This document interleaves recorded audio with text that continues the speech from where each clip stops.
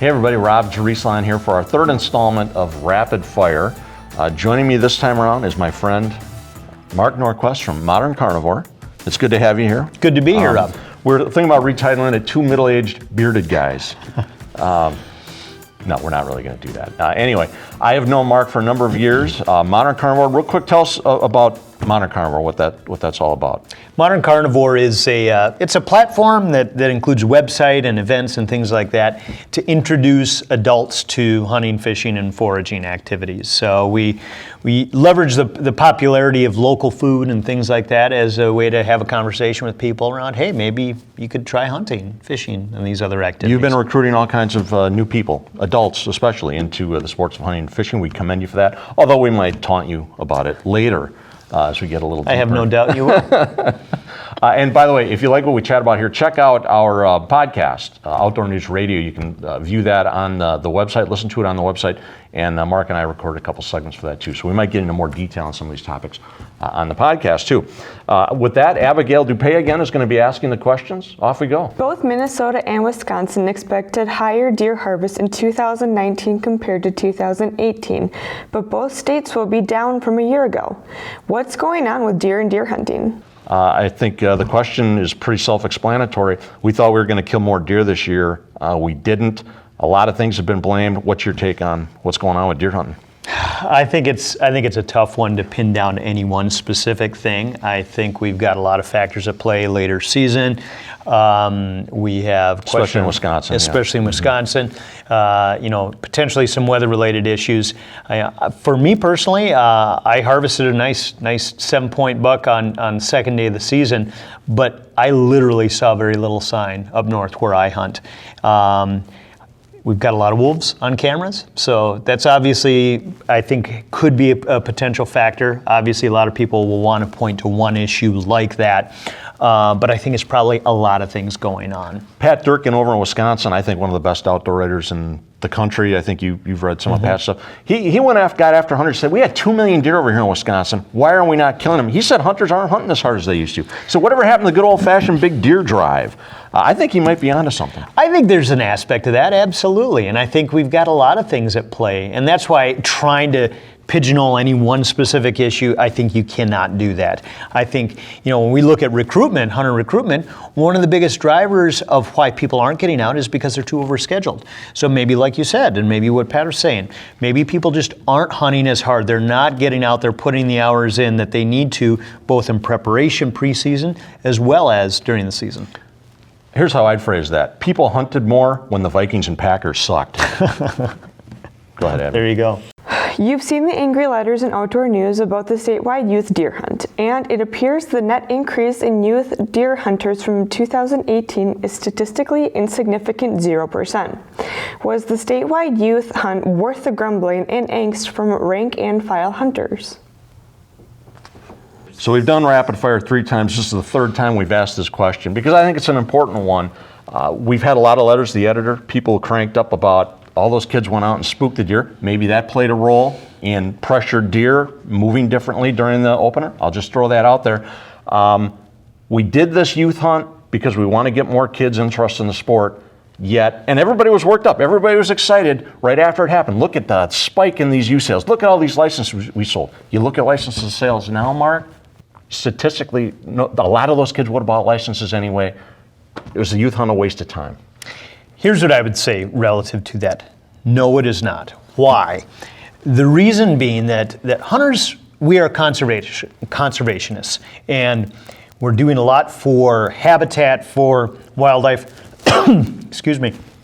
But we also have another priority, and that is we need to be catalysts for new people coming in. And that's both youth and adults. So I would say that we've got no bigger challenge in front of us than recruiting new people to the sport of hunting. And the youth weekend is one factor within there. I would say I want to even go further with that. I'd love to see the youth weekend become new hunter weekend. So anybody, regardless of age, if you have not been out hunting, that's your opportunity to get out. They got that. It's called the regular deer opener, don't they, Mark? I don't know. I just think these youth hunts, we need some data to show that they're actually working. Yeah. We haven't seen it with youth waterfowl, and I'm skeptical about this youth hunt, which my family participates in. So I Yep. want to be clear Yep. about that. I think we need to be intellectually honest about it, though. Is it working? So here's the problem with the regular season and having that as the way to bring people in is you and I want to be out in the stand ourselves hunting. We need mentors. We need people who are going to introduce people. And when it's regular season hunting that we look for as opportunities, people aren't willing to give that up for bringing somebody new in. So by creating a separate hunt, we create an opportunity to introduce new people and to have somebody mentor them that's not going to negatively affect their season. Some of the positive feedback about the youth hunt, especially regarding young women, is they felt like it was their opportunity. The pressure was off a little bit. Absolutely. Compared to that. And I think that's a very valid argument, which kind of ties into our next question. Why don't we go ahead? Natural resources departments are investing a lot of dollars in R3 recruitment, retention, and reactivation. Does it work? Like I say, kind of ties in. We've got natural resource departments who have people on staff. That's what they're all about. We're paying state salaries for some of these people to recruit new people. We're throwing a lot of money at it. Meanwhile, license sales are going the other way. Is this stuff working, Mark? Or should the private sector, like Modern Carnivore, like you're doing, be handling it? So it needs to be everybody. So is it working? It's working. It's not working well enough. We need to do more, and we need everybody engaged on this. And that's where I would challenge every single hunter this year to take somebody new out, Yeah, you bet. to be a mentor. And we need programs put together by the agencies. We need private business involved. We need the nonprofits involved, whether it's the critter clubs like pheasants, ducks, deer, the conservation organizations, working together in unison, because the trend line is continuing to drop. You know, we were at over 17 million hunters nationally in 1982. In 2016, that was down to 11.5 million. I would guarantee you that it's probably below 10 million at this point. So we need to turn it around. If we don't turn it around, there won't be the political will to keep these activities going in our culture with lawmakers. We won't have the revenue for conservation, et cetera, et cetera, et cetera. So we have to focus on this, and we all have to work together. I'd encourage folks to check out Mark's web series, Awaken the Hunter Within, at moderncarnivore.com. But the excise tax thing ties in very well to our next question. Hunters and anglers have paid excise taxes on gear, guns, and ammo for years. Is it time for a backpack tax for non-consumptive users? So this is something that's been brought up before, and it ties into what you were just saying. Hunter numbers are declining. As hunter numbers decline, we're selling less ammo, we're selling fewer guns. There's excise taxes on those. You sell fewer of those, there's less excise taxes coming in. Is it time for the backpackers, bird watchers, whoever, to start paying excise taxes on that equipment so that they're helping to fund natural resources management around the country? So very simply stated, I think we need to look at alternatives. I think there's two things we need to do. Number one, we need to get more mentors out there, and we need to turn this trend around to bring new people into hunting. And then we also need to look at alternative sources for conservation, because hunting and fishing have carried the lion's share of investment in conservation for many, many years. You know, Pittman-Robertson was enacted in 1937. That's generated, I think, over nearly $20 billion. That's the guns and ammo side. Yeah. Correct, guns, ammo, and archery equipment. You know, the outdoor recreation industry nationally is an $887 billion segment of the economy, second only to, I believe, insurance and healthcare. Okay. And so it's a very big part of the economy. If you look in Minnesota alone, it's around, I think, just under 17 billion, with hunting being about a 1 billion percentage of that. The logical idea would be, okay, if hunting is in decline and that is a primary funding source, we need to look for other alternatives. Call it the backpack tax, call it whatever you want. I think we need to have a conversation as a community and as the outdoor industry and say, where are these conservation funding sources going to come from in the future? Because with declining numbers, we need to supplant it. I think we're on the same page. I would just say we've been talking about this for 30 years. We had teaming with wildlife in the late 90s that somehow went down in flames. I'm sure it's still not clear how that happened. Tax it. Just tax it. That'd be my tax backpacks, tax binoculars, tax whatever. I think we should do it and find those funding sources. There's a lot of pushback within the industry around it. And that's unfortunate. Yeah. That ticks me off. Yeah. I don't like that. Yeah. Anyway. You guys both visited Glacier National Park with family and are hardcore public land advocates.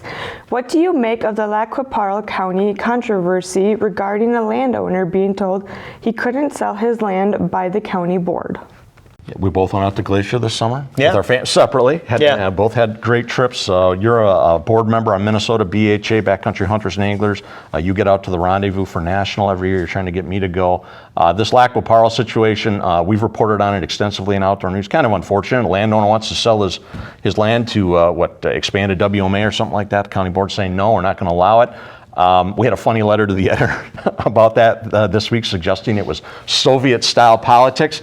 I think county boards like this need to hear from sportsmen in their communities that that kind of behavior is unacceptable. You got a willing landowner; he should be able to sell it for conservation. Yeah, absolutely. In that case, out in Parle County, you've got a willing seller, willing buyer, the state. For the county board to stand in the way of that is very disappointing, and it seems to be reminiscent of the no net gain bills that were put forward a couple years ago. I always see those a lot. Yeah, absolutely. And so Backcountry Hunters and Anglers, very passionate group of hunting, fishing conservationists, and we're making our voice heard on that. That's good stuff. Yeah.